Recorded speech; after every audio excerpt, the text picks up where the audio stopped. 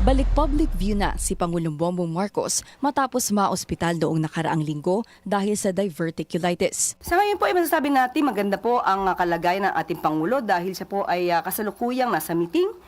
At yun po, at marami po silang pinag-uusapan patungkol po doon. Matatanda ang absence sa ilang nakaschedule niyang engagements ang Pangulo noong nakaraang linggo.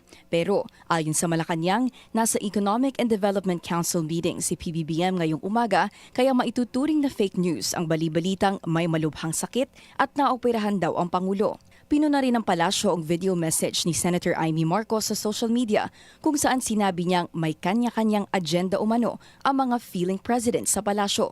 Ayun, nagkasakit na nga si Bongbong, pambihira talaga. Wala kasing nag-aalaga sa kanya. Sino ba dyan sa nakapaligid sa palasyo, sa dinami-dami ninyo, ang talagang nagmamahal sa kapatid ko? Giit ng Malacanang, hindi dapat ginagawang biro ang kalusugan ng Pangulo. Hindi rin daw dapat maging payaso sa pagbibigay ng payo.